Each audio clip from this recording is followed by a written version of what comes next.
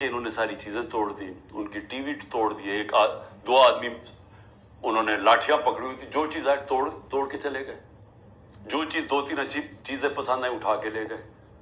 तो ये कौन से मुल्क में होता है? ये गुलाम मुल्कों में लोगों को गुलाम बनाने के लिए ये हो रहा है। ये आजाद कौमों में नहीं होता।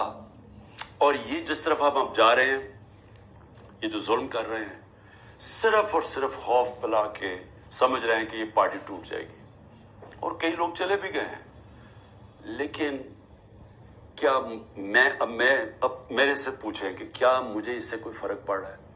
150 से ऊपर केसेस कर दिए, कत्ल का केस आखिरी कर दिया मेरे ऊपर। मुझे 19 बेले लिए मैंने एक दिन में, ये दुनिया का रिकॉर्ड है। उसके बाद 4 घंटे नैब में बैठा हूं। 4 घंटे नैब ने मेरे से वो जो सवाल पूछे, मैं चैलेंज करता हूं कि किसी अदालत के अंदर कभी भी ये केस की कोई अहमियत हो जाए। कोई केस ही नहीं है, कैबिनेट का फैसला है, सारी कैबिनेट ने फैसला किया। अब ये दिखाना था कि मुझे उससे कोई जाती फायदा हुआ।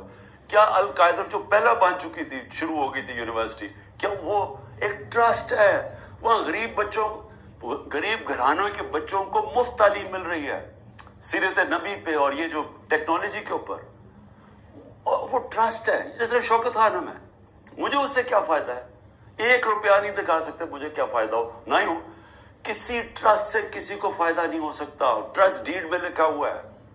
तो वो केसेस भी हैं, कत्ल का केस भी है, हर रोज कोई नया केस आ जाता है। अदालतों के मैं चक्कर मार रहा हूं, लेकिन मुझे इससे कोई फर्क नहीं पड़ता। मैं हर अदालत में जाता हूं, हर केस में जाता हूं, ये बताने के लिए कि मैं कानून से ऊपर नहीं हूं। जबकि मेरे ऊपर ये जान के किया जा रहा है, ये मुझे खौफ दिलाने के लिए किया जा रहा है। मैं ये आज कहना चाहता हूं कि यार इससे ये सारे केसेस करें। और इस केसेस में क्योंकि किसी अदालत में कोई सजा नहीं हो सकती, मिलिट्री कोर्ट्स सेटअप किए हैं, अप्रूवर ढूंढे जा रहे हैं जो कहे कि जी इमरान खान ने हमें कहा था कि वो कोर कमांडर का घर जलाओ, ये कहेंगे, उनमें से कोई अप्रूवर आ जाएंगे, मुझे मिलिट्री कोर्ट में ले जाएंगे, सजा हो जाएगी, मुझे कोई फर्क नहीं पड़ेगा।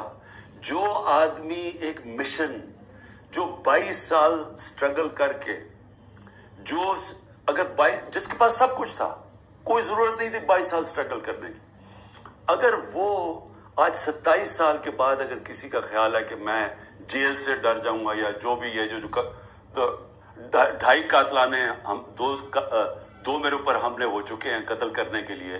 एक मुझे वक्त पे पता चल गया तो मैंने टीवी पे बता दिया कि क्या करने जा रहे थे।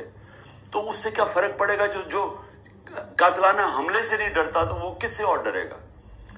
लेकिन उससे भी ज्यादा घटियापन मेरी बहनों तक पहुंच गए। मेरी बीवी के ऊपर केस, ट्रस्टी हो के उसका वारंट का, एक ट्रस्टी को 1 पैसा नहीं मिल सकता क्योंकि वो सीरत नबी में बहुत उनकी स्टडी है, वो इंटरेस्टेड थी अल कादर यूनिवर्सिटी, वो ट्रस्टी है, उसके ऊपर वारंट निकाल दिया।